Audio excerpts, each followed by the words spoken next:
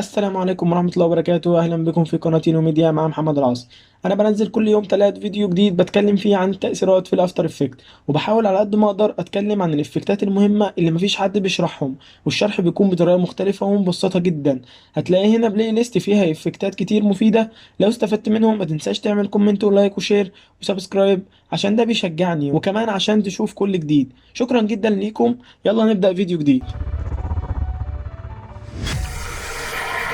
دخلة السيمة بتاعتك دي يعني من غير مؤاخذة، يعني لا أنا شايف فيها صنعة ولا هوبت من الأصول. ازيك يا صديقي؟ والله وحشتني جدا. النهارده عندنا افكت مميز جدا. الافكت ده اسمه تايم كود. تمام، الافكت ده بيديك الكود، او مثلا لو انت عايز تعمل زي ستوب واتش، او ان انت مثلا عايز تعمل عداد حاجه بتعد ارقام ورا بعضها من غير انت ما تعمل اي حاجه فيها، تتحرك لوحدها. تمام. طبعا زي ما انت شايف احنا نزلنا الافكت على اللاير العادي خالص، وبعدين كبرناه من التكست سايز. تمام. وبعدين ممكن من الشو بوكس دي اللي هو المربع اللي ورا الارقام ده ممكن تشيله، ممكن تحطه من الشو بوكس. تمام. وكمان ممكن من الكومبوزيشن اللي تحت دي، ان انت لو لغيتها تلغي اللاير اللي احنا حاطين على الافكت نفسه اصلا. وكمان من هنا ممكن تخلي اللاير يتحرك يمين شمال، ممكن تخلي اللاير من هنا يتحرك لفوق ولتحت زي ما انت عايز خالص. برافو عليك. تمام. نجرب الحاجات دي بتجيب لك مثلا لو انت عايز تعمل ارقام عاديه، ممكن لو عايز تعمل ستوب واتش كده. ماشي. فخلينا نشغل كده ونشوف هتشتغل ازاي.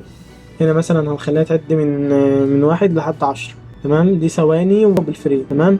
ممكن نجرب اللي بعدها كده نشوف بتعمل ايه. دي زي ما بتقول كده بتعد ارقام، مثلا ممكن تعد لك من 1 لحد 1000، او زي ما انت عايز يعني لحد ارقام لا نهائية. ممكن دي أنا مش عارف بصراحة ممكن نستخدمها في ايه، بس برضه يعني هي موجودة. تمام. بس هو دي كل الاوبشن اللي ممكن نشوفها في الافكت بتاع النهاردة. هو افكت سهل وبسيط ومفيد في نفس الوقت، ويا رب اكون قدرت افيدكم. وممكن كمان على فكرة نغير اللون بتاع الارقام من هنا عادي. يا ريت لو استفدت من الافكت وعجبك، يا ريت ما تنساش تعمل سبسكرايب وتعمل لايك للفيديو وتعمل شير لاصحابك عشان يستفيدوا كمان. لو مش موجود على القناة يا ريت تفعل الجرس عشان تشوف كل جديد. ثانيا طلب اخو يعني طبعا في 300 جنيه. لا طبعا يا فالح. امال ايه امر سعادتك؟ انتوا مزنوق واخوكم وشاب وبيكون مستقبله، يعني اقفوا جنبه ساعدوه، ما فيهاش حاجه. وشكرا جدا لكم. رمضان كريم عليكم يا رب. السلام عليكم ورحمة الله وبركاته.